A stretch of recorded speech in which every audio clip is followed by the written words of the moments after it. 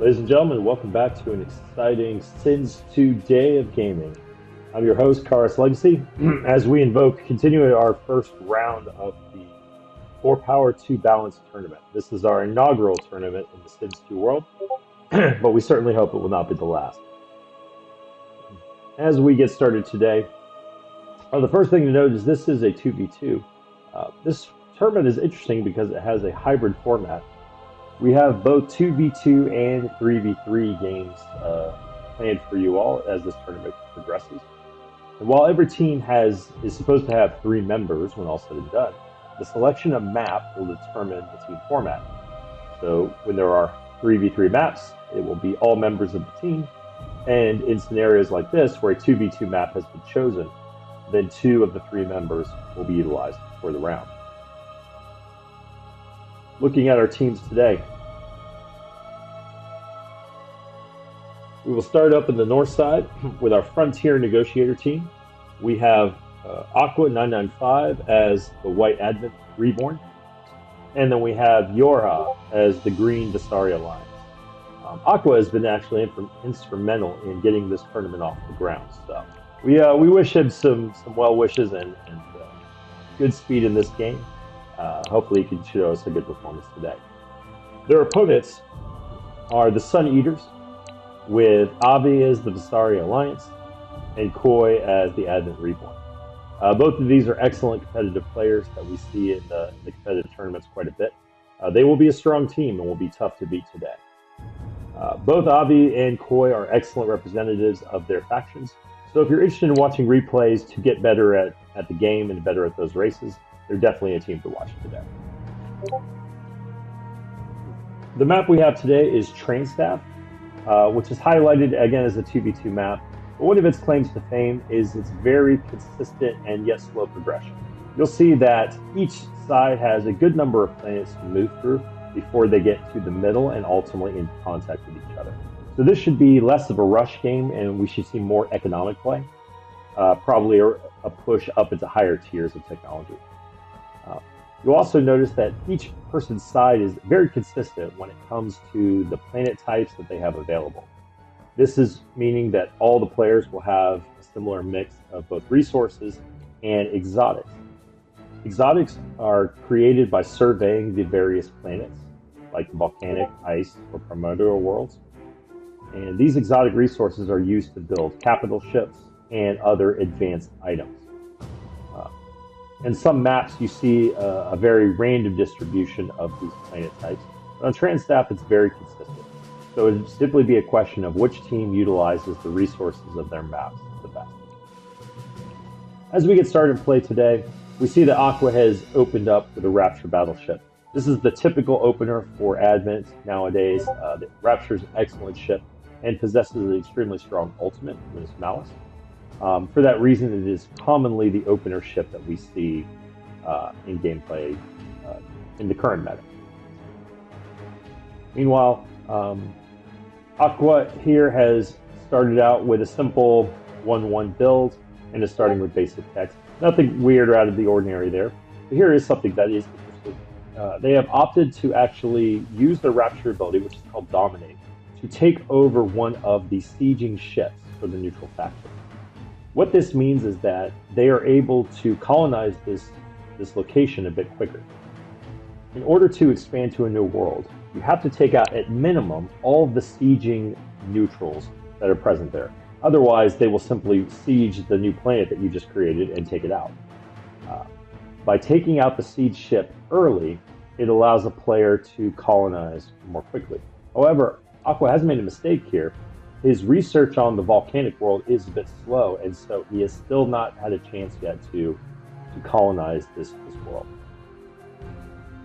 Meanwhile, his opponent, or his ally, is making a very steady and strong showing, expanding towards the volcanic worlds and then deeper in as well. Pretty typical opener for a Visari player. Nothing out of the ordinary that we're seeing there. Moving to the south side with Foreign Invasion, we can already see quite a large difference in the expansion speed between the two players. And this is the primary difference. And this is something that, for all you players at home, this is something to watch out for and something for you to take advantage of. You'll notice that in this scenario, Koi is actually not killing all of the neutral ships that are involved in the various worlds. Instead, his focus is simply on the sieging ships for each world. Once those sieging ships are taken out and the world is colonized, he moves on to the next one. Now, while that requires some cleanup later on, this allows them to aggress much faster and expand much quicker, giving them a strong economic opener that will be useful to them later on. We can see that Koi is opting for more economy, going with the harmony research over hostility. Taking a look at his influence, you can see he's starting with the Pranas faction. This is a defensive faction that is often utilized for its strong defensive turrets, great at fortifying specific locations. One of the things that I'll note about the minor factions in this particular setup is we do not see the Vasari Jingspin faction, which has the wonderful Tier 1 technology, the colony Annex. This is often utilized by players to expand even faster and get extra development on their expanded worlds early. We don't see that today, so we'll be seeing a little bit more slower expansion and a more dedicated push. Meanwhile, Avi on the right side is also expanding pretty rapidly.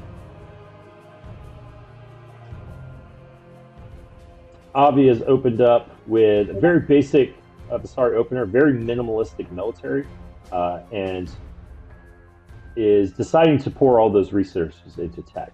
Avi is teching extremely fast. At 11 minutes, he already has 12 research points. That's enough for Tier 2 tech, and he's very quickly going to be able to move into Tier 3 if he keeps that up. This is generally a bold opener. This is very, very light on the military, very heavy tech.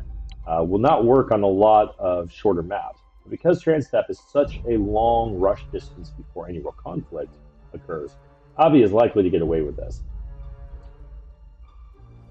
Koi is already pushing deep into the Terran world. You can see that there is quite a large amount of creep and neutral forces here, but this Terran world is the jewel of the map and will give a heavy amount of resources and defensive advantage to those who take it.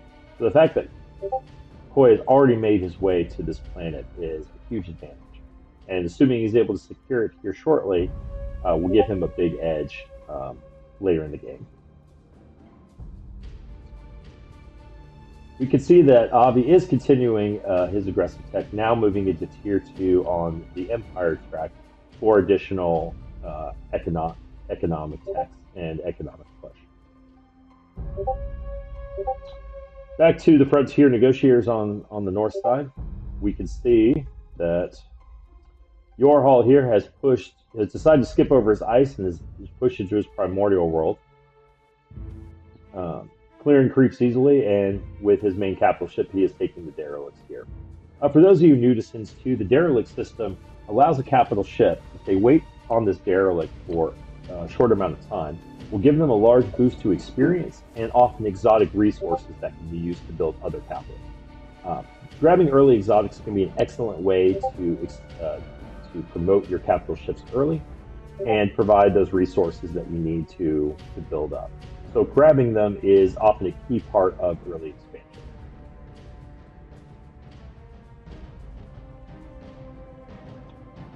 So one thing we're seeing from Aqua that's interesting is Aqua is opening up with an early culture play. You can see the white lines branching off from the worlds right here. Culture is useful for all factions, but is often particularly useful for the Advent. The culture provides a number of bonuses to the faction player. You can see here in the tech tree that as various techs are unlocked, you will gain greater bonuses, such as this one, which provides plus 0.3 crystal to every world under your culture influence, including your allies. So, Aqua is starting out with some heavy culture for economy, And if this is continued to pursue, the Advent have the ability to even take over enemy worlds that lie within their cultural influence. So, in the event that their enemies expand too far to the north and into that cultural radius, we may see Aqua attempt to convert. Going back over to Koi, Koi is finishing the cleanup of the neutrals that are located on this Terran world. And then we'll see if he actually goes ahead and pushes for the derelict. This is an extraordinarily heavily defended derelict, one of the more heavily defended ones you'll see in the game. However, as you can see, the resources gained are massive. Huge amounts of resources, exotics, and 2,000 experience is an incredible amount this early in the game. So if this Rapture manages to acquire that derelict, it will be well underway to their level 6 ultimate. And once the Rapture gets to level 6, it's a very big game changer in the game. Their ultimate is because it is one of the strongest in the game, it can often wreck entire other fleets if the opponent is not careful. So Koi has opted to colonize the Terran world, and does look like they are pursuing onto the derelict itself. Taking a look at the tech for Koi, Koi is continuing an aggressive economic play, opting for very little military and very few military ships at this point. Taking a look at the research, Koi is moving into exotic refineries. This will allow him to actually build exotics himself, and utilizing those can produce a wide array of capital ships and other heavy equipment. Now we can see that this battle is going to put a heavy strain on Kukul's forces, and likely will take a pretty big beating on his ship, as well as lose several of his ships there. So we'll see if that has an impact with Koi. But looking at the positions of the enemy fleet, nothing is really in range of his actions at this time, and it looks like he's going to get away with this without issue. Meanwhile, Avi is pursuing into the Oceanic world, the other big world of this map, and again combining with its own intensive derelict as well. Avi is going to pursue that push, and as he's doing so, let's see how the tech situation for Avi looks. So Avi has gone ahead and pushed into enough research to unlock Tier 4 technologies. While he has not unlocked the tech yet, he is still lacking on crystal to do so. It is possible we may see a tech here momentarily. In fact, we do. This is likely a Titan push. The Visari Alliance Titan, known as the Kulturask or the Kulto, you'll hear people say, is there is some debate on it, but I would say most consider it the strongest of the Titans in the game at this time. Having it on the battlefield can certainly be a massive game changer. All right, we see the first looks at a possible combination for an aggressive push, as we see Aqua and Yorhal start to combine fleets and move towards the south here. We do see Aqua has set up factories on this forward asteroid world. And we can also see on Yorhal's side, Yorhal has not put up quite such an aggressive front, so he will have some struggle reinforcing as his factory production is farther back.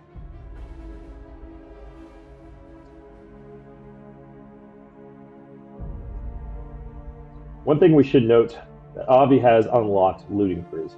This is considered one of the strongest items in the game in the current meta. It allows a ship to return credits to you depending on the amount of damage that you deal. On any capital ship, this can do a decent amount of credits in return. However, on a Titan, it can return an extraordinary amount, and even take over your entire economic play can be driven by the Titan's damage alone. All right, we see the first aggression of the game as we see the Frontier Negotiators attempting a push into the Terran world of Koi. Koi again has very little military buildup at this point, and though has finally gotten to tier 2 military technology, has very little fleet here and is likely going to have to run. So Koi's vessels are going to make a retreat, and we will see how Avi responds. Will he support his partner, or will he continue on? So far, no reaction from Avi. He is building a fleet beacon, which combined with Koi's exotic factor from earlier, they may be pushing a series, they may be expecting a series of capital ships, or that may just be for the Titan.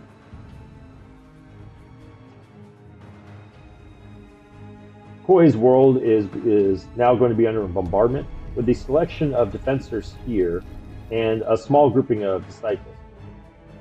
And Avi being pretty far away, it is unlikely that Koi will be able to hold this, and likely this world is going to be taken. Let's see where Avi stands on the technology. So it is a Titan rush, as we suspected. The Culto is being unlocked currently, and the resources for the Titan being unlocked. Meanwhile, Koi is continuing a focus on economic play, not choosing to commit too heavily to military, even though this Terran world is under attack. One thing we'll notice here is that Koi has been given control of this primordial world from Avi. It's important to remember that in team games, you can exchange large numbers of resources with your partner for free. You can exchange various resources, exotics, or even planets.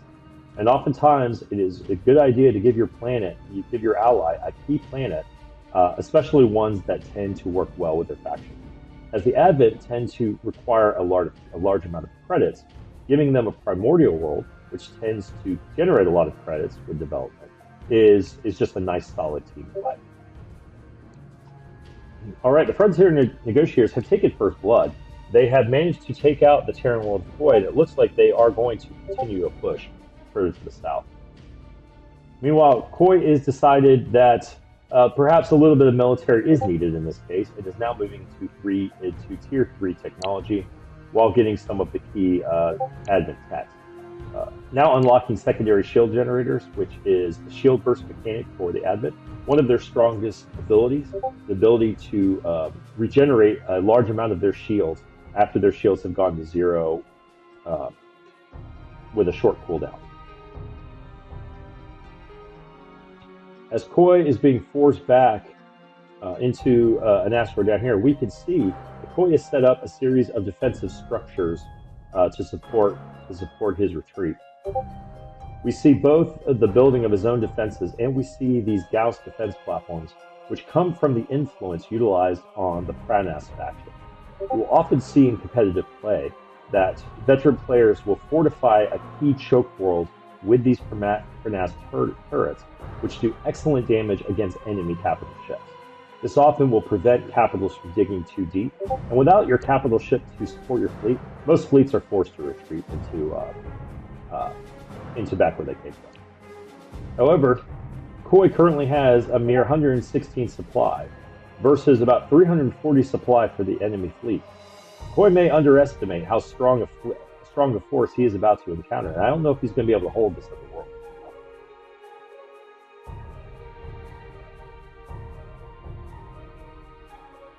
We can see that Koi is feeding his ally Avi, giving him some crystal, but especially cornium. The green cornium resource is essential for Titan production, and it looks like Avi is going to proceed with a Titan rollout. Taking a look at our people up north, we can see that Aqua has gone for a Tier 3 build on both sides. And taking a look at plant structures here, nothing. We can see that they're still working on developing the new Terran world that they've gotten under their notion. They do have a smattering of lesser and greater factories, decent production, but nothing special or nothing to particularly note. Yorha, on the other hand, is opting for a decent amount of extractors, both metal and crystal extractors, to promote their economy.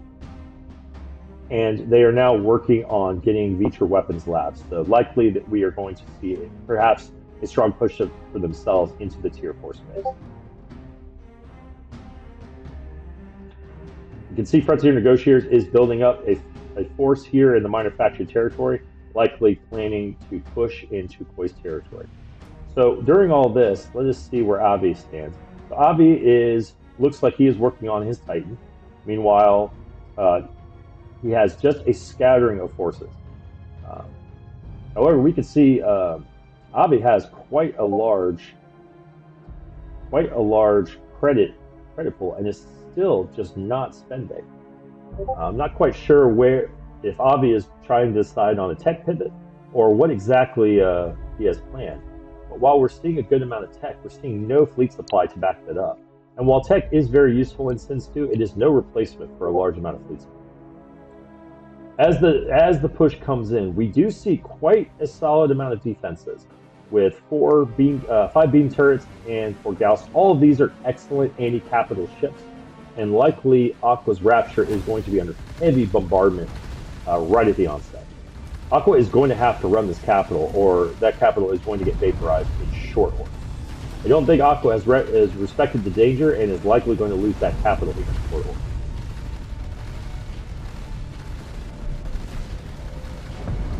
That's very sad to see. But the rest of these forces are pretty good against these ships. But alas, the capital did not retreat in time and has been destroyed in short order. However, the reinforcements, these large amount of defensors, should be able to take out these guns with relative ease, and will likely be able to take out all the factories for this notion. Now, once again, Yorhal's capital is also under potential hit, and we'll need to see if his capital is under danger. But the fleet seems to be killing the defenses quickly enough. I don't think this will cause capital to go under. However, it may go into a difficult status here momentarily. Now, Yorhal has opted for a double evacuator, or is often known in the Sins 2 community, A opener, and this is a strange opener for Visari. Most Visari only utilize their early A and rarely go into a second one. But before I go into that, let me finish up here. We do have Koi's Radiant Battleship is under heavy assault and is retreating, but it looks like it will escape unless it is held up by, there it is. Just in the nick of time, it is able to escape while crippled before the egg is able to capture it. So it is important to know that the evacuator has an ability called Gravity Warhead, and while it is a little challenging to use, it is important to note that it can stop phase jumping from a system if it's done in time. And so if that had come out just a little bit sooner, it might have actually stopped the rating. However, it does look like Yorhal has overstayed his welcome, and the defenses here are chewing into his ships. He has already lost the first egg, and if he's not careful, he almost loses the second one. Meanwhile, the Rapture from Koi is under heavy assault. And will it go down? It looks like it's going to get out just in the nick of time, and with its shield burst mechanic, its shields are mostly restored. But we'll see if Yorhal decides to pursue, or if he stays in base. We can see a rapid buildup of Koi. We can see a rapid buildup of Koi's capital ships. Between all of the exotics that he invested in early, and just the fact he didn't have a lot of fleet building up, we can see that Koi has rebuilt his ships quite a bit, now offering 4 Raptures, a series of other ships. So this is primarily a focus on capital ships. That said, this fleet is not super effective against a large defensor force. While there are ship items that the Advent can get that do excellent area damage against defensors, we don't see any of those in play for Koi. And with this selection of defensors, and now we see coming up here, we see the Konrak. Konrak missile ship is an excellent anti-missile capital ship and is quite capable of killing ships. And with that in mind, yes, Koi's first Rapture goes down. That said, Koi still has the level 5 Rapture. This is the most important ship. This is the ship that if it levels, if it gets all the way to that 2300, it gets its Malice ability, it could be a game changer. However, it is under heavy assault. Its shield and armor are about to go down, and now it is going into its hit points as it attempts to run away. We will see if it is able to pull out of the system, or it looks like it will be able to pull out in time. As this battle continues, the battle continues to erupt as we see Avi is finally gotten his Titan online with a smattering of defenders on his own, and he is now bringing the Titan into the match. Well, the Frontier Negotiators have taken an interesting play, a bit risky. They are actually deciding to push past the defenses located on this world, and actually are pushing deeper into Koi's territory. While this could be an excellent way to kill vulnerable resources, it has a high risk.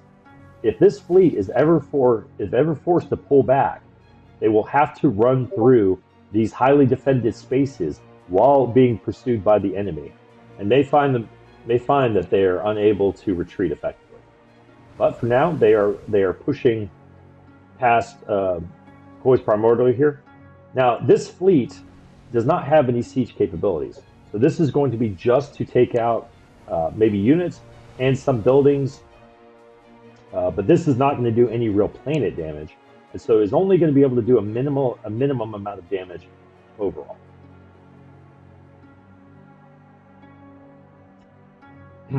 We can see that Avi's Kolto, it looks like it is going to attempt to pursue. The Kolto by itself is enough to do heavy damage, but no, it looks like Avi is opting to stay, instead taking the XP from the derelict here. Titans get a lot of value out of leveling, and so any amount of XP that they are able to accomplish is always extremely useful.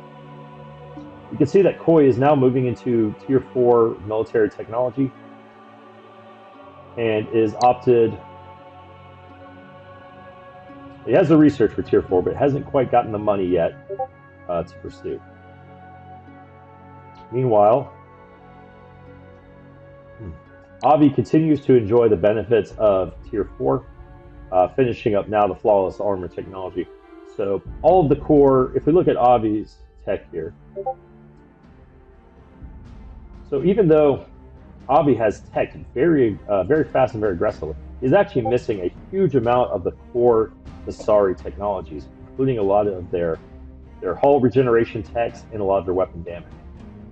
So even though Avi has tech very aggressively and has the scary power of a Titan, this fleet is not as strong as you might expect for its fleet supply. As the raid continues to move deep into Koi's territory, we see a flip where it looks like Avi has decided to go on the offensive and is now pushing against Frontier Negotiators, likely to hit Aqua's Terran world here. While we're seeing where that goes, Aqua is now also moving into Tier 4 on the aggression side. And while it had some initial culture early, we're not seeing any more than that, so it does not look like we're going to see any kind of culture push or cultural aggression here, merely opting for a little bit of economic play. Yorhal, however, has stalled out technology-wise and is still on Tier 2 on both techs. That is likely going to cost Yorhal here in the next several minutes. While Condrax are very useful, without the advanced techs that are often offered in the late game, they tend to get outscaled by some of the later game units. We now see Avi's Titan push into the Pirates area, and this may be for a leveling push. It looks like it is, in fact. The Vasari Titan is so strong that it is able to often take on entire neutral fleets by itself. This will give a huge leveling benefit to the Portal and allow it to get into its super late game powers. If you're new to the Vasari race, one of their biggest advantages as a race is their extraordinary regeneration. Late game, with the self-repairing armor item that you see here, as well as many of the late game Vasari techs, they will regenerate their armor, their shields, and their hit points at an extraordinary rate while in combat. So looking at the hit points of a Vasari ship can be misleading. While it has a large amount of hit points, it has a special secret reserve, if you will, because of the large amount of regeneration. So as you can see, even though this Titan is taking a huge amount of damage from this fleet, it's continuing to regenerate itself, both shields and armor, and is ultimately able to stand up to this fleet in its entirety. Meanwhile, it looks like Frontier Negotiators is moving back for another potential push. digging deep and is pursuing one of Avi's smaller forces here. One egg and just a smattering of defensors. We have about we have a match of about 60 defensors to 30 Tempest. The Tempest is an excellent anti-defensor unit, and generally can handle a much larger amount of defensors than they have. So ultimately, this is something that Avi's going to want to push back from.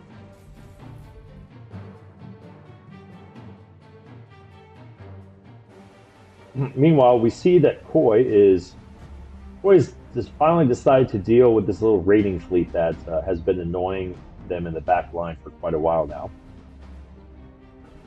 Meanwhile, Koi is stalled out on T4 and is now backfilling some of their economic tax.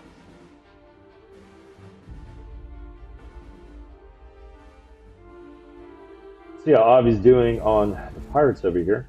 Yep, just whittling away, absolutely no problem. We can already see the Quartal has gotten to level 5. And with this many amount of pirates to go, it's possible they may even get all the way to level 6 with this push, which would be a huge benefit for the team.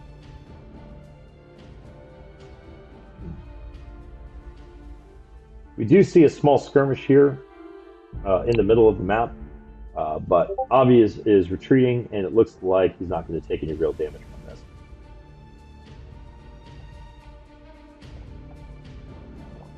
Meanwhile, it's important to note that Koi has also pushed his own culture, his own advent culture, across several of his planets, and we'll see if Koi decides to push into that more thoroughly.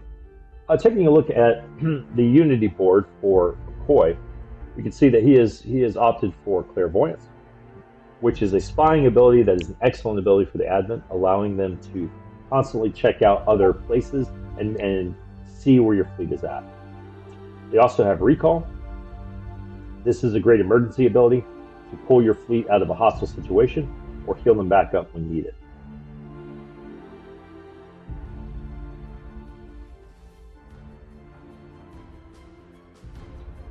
Looking at Aqua's side, let's take a look at the Unity board.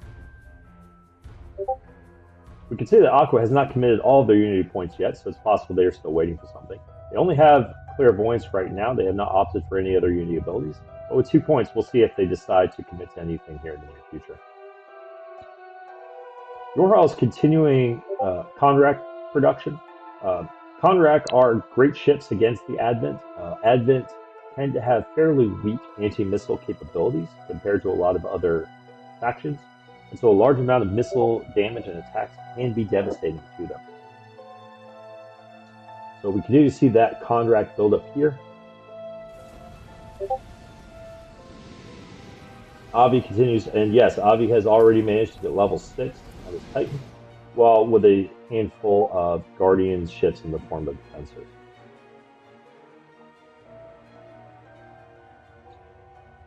It looks like Frontier Negotiators is pushing into Avi's asteroid territory here. Ultimately, the starts of a push. These asteroids are mainly just a small amount of production and benefit, but aren't really of any key impact to the player.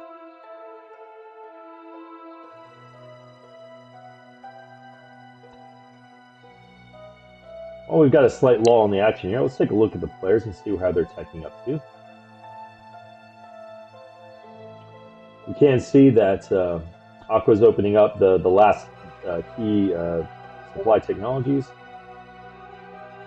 and is actually about to unlock Forewarning, which is normally an excellent spy ability. It allows you to see the phase movement of any ship within your culture, but still has a good ways to go to push that culture into enemy territory and really get some good use out of it. Yorha has done some catching up and has finally gotten into Tier 4 military technology, but as we can see, yeah, is fallen quite a bit behind when it comes to the various technologies of the board, and only still has Tier 2 economic technology.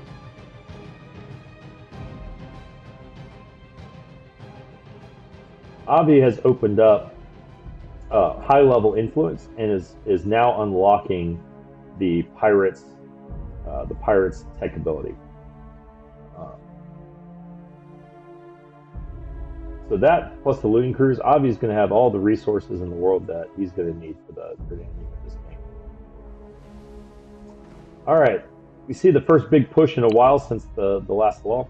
We see a large series of Rapture vessels from Koi pushing into this fleet. Current matchup is over 1,000 fleet supply to Koi's a mere 6 or maybe 700. This is not looking like a great matchup for Koi. I don't think he's going to be able to hold this for very long. But the Conrax doing a lot of damage to his capital ships, and just the raw amount of damage present here, this does not look like a fight that Koi can take for long. Now, we do need to watch the key vessel. The key vessel of this fight is this level 5 Raptor. Koi's Amir is just a couple of hundred XP away from unlocking Malice. And with Malice unlocked, he gets a major weapon to deal with this fleet. That said, Aqua is not microing their capitals particularly well, and several of them have already become crippled, and still taking good damage. These capitals really should be running away, allowing the Conrax to take more of the fight here. Also, you can see that they are targeting the weaker ships of Koi. This is ultimately a mistake. At the end of the day, a level 6 Rapture is so critical, is so powerful, that it should be one of the first focuses of any kind of fleet combat. Anytime you see a Rapture at level 5, it should be one of your first targets to take out. Without the level 6, though, Koi's battle fleet looks a lot weaker. As the battle continues, we see the Conrax delivering heavy damage towards Koi's fleet. Now, Koi does have a series of these Halcyon carriers. The Halcyons have the ability called Telekinetic Push, which will knock a missile barrage away. This is a good anti-missile ability and can really reduce the ability of some of these Conrax. But it can only be used so often. And generally, the Conrax continuous sustained damage is just too much. As we can see, the Halcyons are starting to take real damage here from this engagement.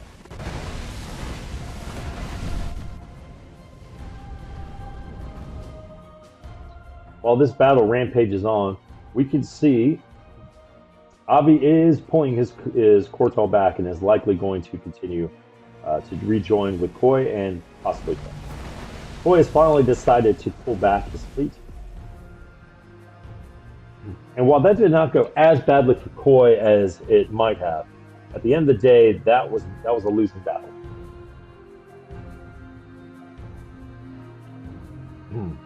Koi already has 2 crippled ships back here and not a lot of defenses. So we'll see. And yes, it does look like Frontier negotiators are deciding to push deeper into Koi's territory. This might be a problem for Koi. The Kortal is still a bit away, and this is a pretty large, scary fleet.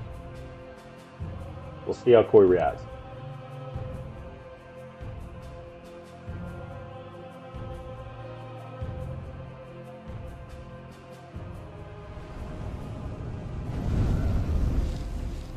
All right, the battle is now in full push. Koi's doing a bounce back maneuver. So this is a scenario where, and you'll see this a lot of times at high level plays.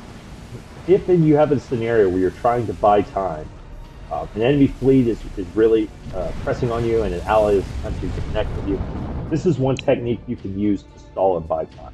You jump to another system, and then you immediately plan to jump back. By the time the enemy fleet jumps in and starts doing damage to you, you're already starting your fleet jump back to the original system. And now, with obvious Kortal now connected to this fleet is much scarier than it was even just 10 seconds ago. But yeah, for those of you who are trying to get better at Sins 2, that's a nice technique you can use. If you're under assault and your buddy is trying to get to you, if you try the bounce back maneuver, that is a nice way to buy you some time. All right, this battle is now under full engagement, and we see the Nano Leech activated for the Kortal. This is the nail in the coffin for this fleet, and oh my goodness, with the combination of that plus the ultimate malice from from Koi, that entire fleet was destroyed. For those of you tuning in who don't know Sins 2 that well, you might wonder what the heck just happened. What we just saw is the combination of two really strong late game abilities used together. The Cortals has an ability with a combination of its skills. It can stun ships under an area of effect for a period of time. Meanwhile, the Rapture level 6, what we've talked about before, the Malice ability, was then activated. Malice means that everything under its effect, anytime one ship in that area takes damage, all the ships in that area take a certain portion of that damage, which basically means every damage is splash damage in that effect. The combination of the two generated damage so quickly that the Conrack fleet was effectively wiped out. Now, with that in mind, let's take a look. Let's take a look at the board and let's see how our overall supplies are looking. So, looking down at the Suneaters, we have Koi with about 1,300 fleet supply, and we have Avi with only a mere 600. But again, the bulk of that just being in the Titan. Meanwhile, on the other team, we have Aqua with 1,100, and Yoral with 1,000. So, based on fleet supply, even though Frontier Negotiator took a heavy hit in that fight, they still have a pretty large fleet to deal with, and if they're able to build the counters that are necessary, they may still be in this fight.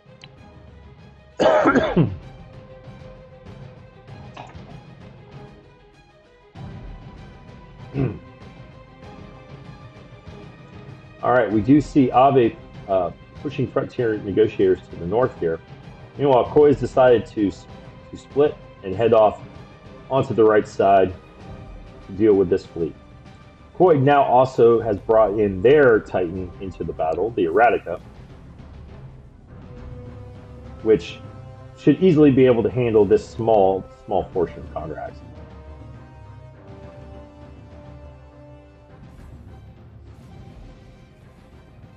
And we can see this fleet is completely running from this Titan. Ultimately, these Tempest vessels, while they are excellent at killing lesser ships, are not very strong against heavily armored units such as the Titan. And so there's really nothing that these ships can do. They're probably going to have to run here.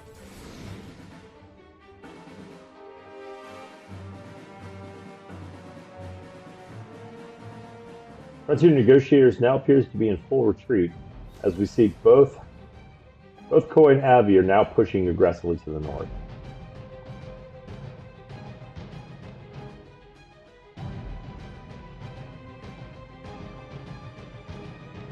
Looking at Yorhal's location, Yorhal does not have a huge production base. Is now just getting tier 4 tech, so we're not going to see any Titan from their side anytime soon. Meanwhile,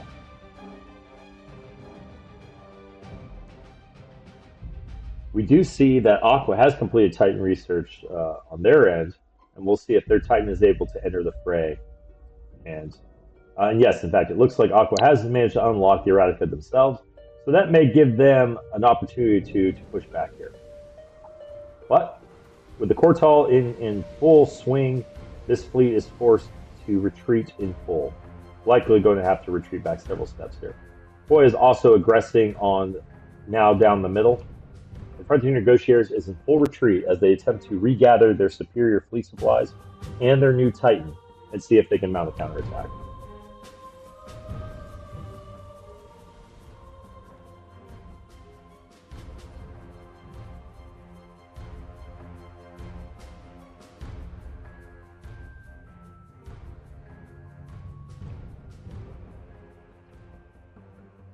So what's the plan from here on? It looks like they're continuing a pincher. Avi is bringing a small selection of defensors to just deal some general annoyance damage, while Koi pursues up the middle. And likely we're going to see the combination of the two fleets here crush, probably around the volcanic or the primordial world somewhere in here.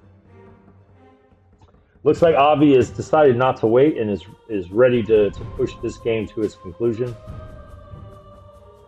And is now with really just the Titan and maybe a scattering of other ships. But against, what do we have? We have about 800, 900 fleet supply.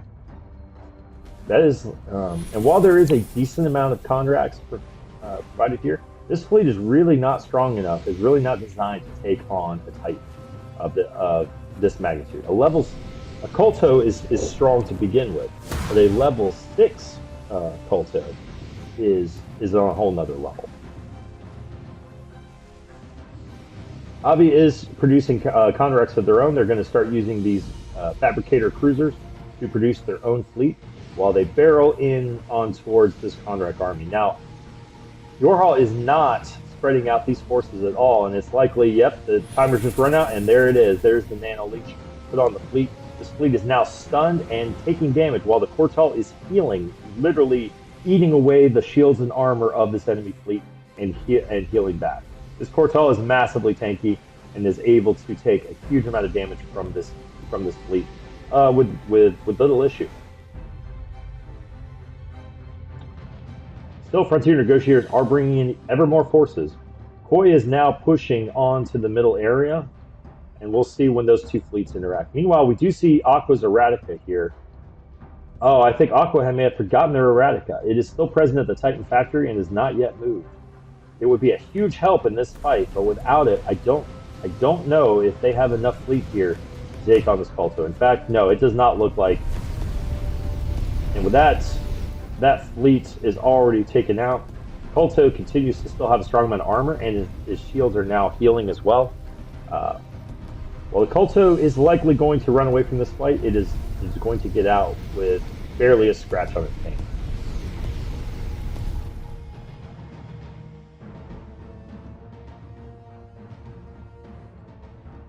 We do see the pirates causing a bit of a nuisance on here on the right side, sieging Avi's oceanic world here. However, this is not a very important planet.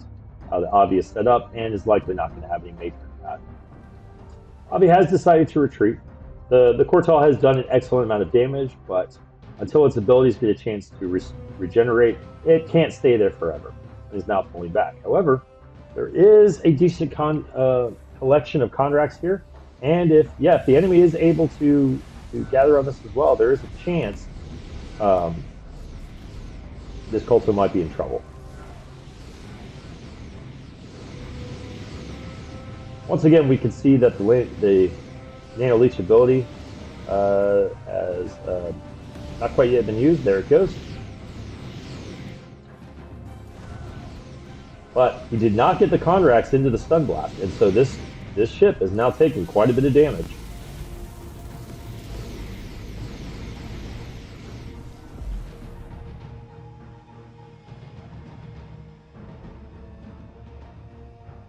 But while this engagement is happening, Koi is ever steadily pushing into the north.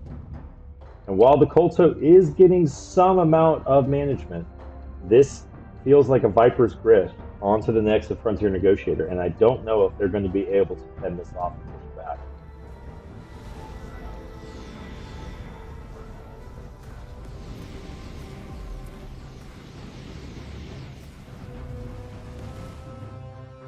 Again, Avi is performing the bounce back maneuver. Basically, again, just bouncing back and forth between these areas, allowing the Vasari regeneration to do its job, keeping his Titan nice and safe, nice and healed up, all while buying time for Koi to really start aggressing and push on these areas. And there it is. Aqua just totally forgot about this Titan. This Titan has been left here, and while there is a star base present, it's not going to protect this. It's not going to protect this Titan from annihilation.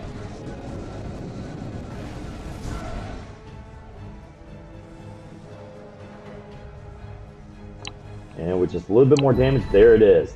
The Titan drops, and with that may be the last hope for Frontier Negotiators.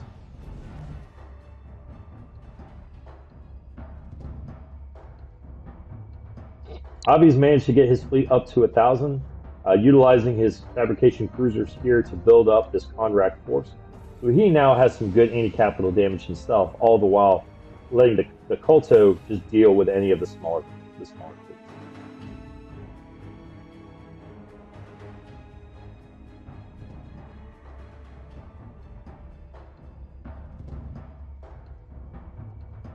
Meanwhile, Koi continues to lay out a large number of texts, and fleet-wise has shifted.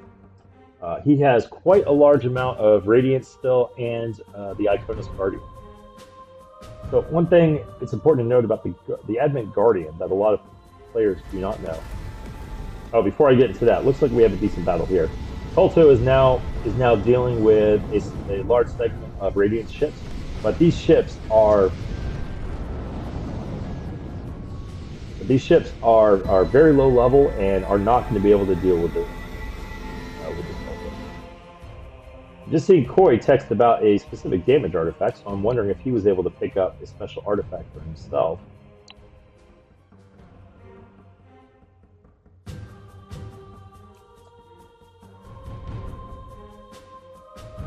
Taking a look at his ships, I'm not seeing anything. I'm not seeing anything on that ship that that looks out of the ordinary. So I'm seeing if perhaps it was on Abby. I'm not quite seeing what they're talking about, but as the battle continues, again, this Kulto will be able to take this meager amount of damage without too much issue. These Radiants are very low level, and as a level 8 Titan, it's all but invincible against the ship. These forces really need to pull back, but unfortunately, Abby is closing the noose, with Koi following on their heels. And once these two fleets combine, that is likely going to be GG for Frontier Negotiators.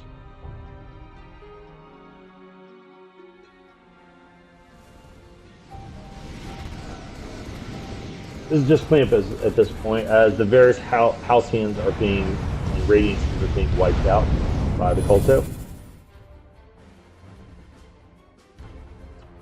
Meanwhile, Abby has pulled up a large segment of defensors to just kind of clean up some of these backworld planets and bring them under heel for the glory of the Empire.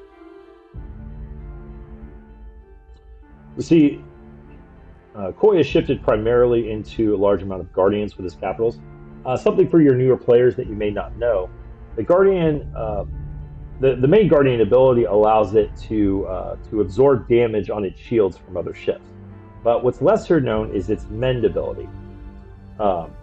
The Mend ability is honestly not very strong when you initially see it. The healing it does is quite small. However, multiple Guardians can stack their heal all at the same time. And ultimately that means that when you have a large amount of Guardians, they can heal damage on a capital or a Titan, a large amount of damage in a short session. You will often see late game Advent players shift into a large amount of Guardians and manually cast all of them onto, like I said, for example, their Titan, healing it in the middle of combat and giving it a lot more health and hit points than you might expect normally.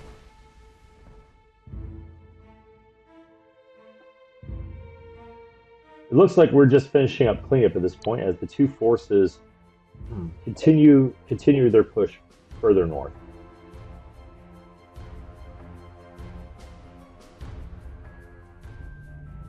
Well, we've got a lull in the action. It's just let's take a look at Koi's fleet composition here. So one of the things you'll see is, one, of course, we have the Rapture, the level 6, which is actually, funny enough, the cornerstone of this fleet, even more so than the Titan. It is the vessel by which you can eliminate almost any large-scale fleet if that fleet is not careful. We then combine that with a series of Radiance battleships. The Radiances have the ability known as Animosity, which allows them to taunt enemy forces and pull damage towards them.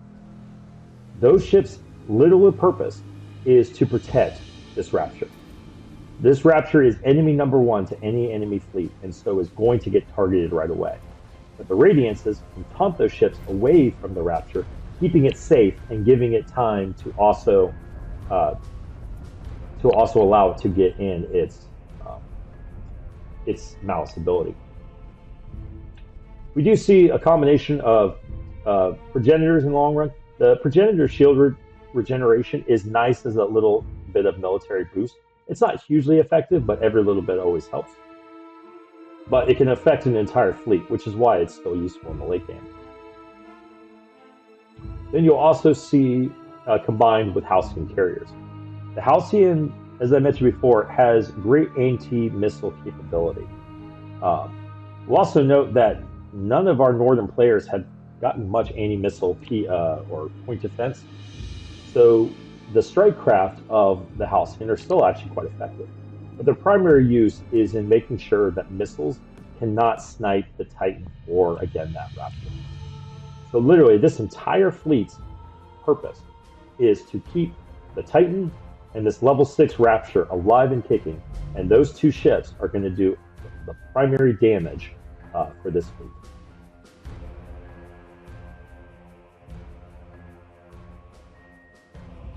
Meanwhile, we see that, so Avi's late game composition, with this large amount of fabricator cruisers, he is able to regenerate his fleet very quickly. He has opted for a decent number of contracts for anti-capital ship damage and a decent amount of defensors. Defensors are light ships and generally are pretty good when enemies are unprepared. They tend to die pretty quickly in the late game. However, you have to create the anti-defensor area effect damages or ships in order to take them out. So with a fleet like this that can regenerate its fleet on the fly, by being able to create defensors when an enemy does not have its proper counters, you could create a force that literally can't be beat. We see that Koi and Avi are going for the death knell here, and pretty much just waiting for their opponents to tap out. So at this point, we'll just kind of take a look at the map and our late game positions and see what we have going. Looking at Koi's end game influence, had a pretty low influence game overall. But one thing again you will note is that the high level capitals have this leading group. If you're trying to improve your game in Sins 2, one of the things you really should take a look at, and quite frankly, it's likely going to be nerfed in a future patch, but the looting crew item, which is the tier 2 item for the pirates, is exceptionally good to put on your high-level capitals and especially your Titan. So if you're looking for ways to improve your play, try to incorporate the looting crew item into your capital ships if you don't already. You will see a very big improvement in your economics.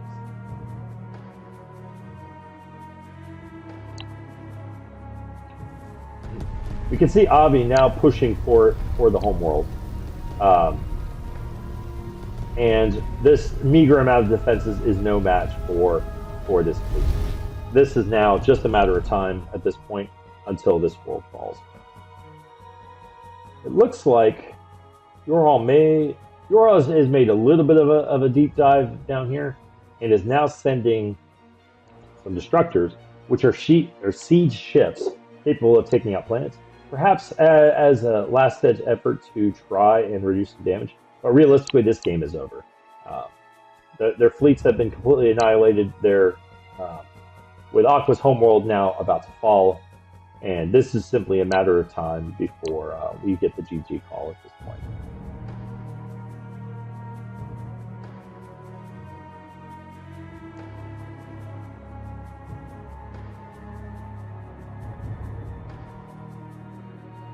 Now we can see Aqua has no tech and basically only a couple of planets at this point. Yorhal still has managed to keep a lot of their tech and is still advancing, so we'll see if Yorhal decides to get spicy and wants to keep this up. So this is something to point out, especially for you newer players. This is something, honestly, even the most competitive players can often forget. After these large battles, you will often see huge amounts of derelicts left by all the capital ships that are killed. Now, the time it takes to recover one artifact might not be worth, in the late game scenario, the amount of time you have to take it. But as you can see, if you position your ship, even like right here in the middle of the circle, you could get all of these derelicts in the same exact time, which is a very large boost to experience and exotics.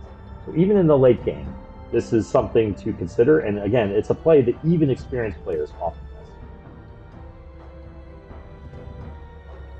Alright, it looks like the GG has finally been called. And with that, the Suneaters will take the victory in this round one tournament game.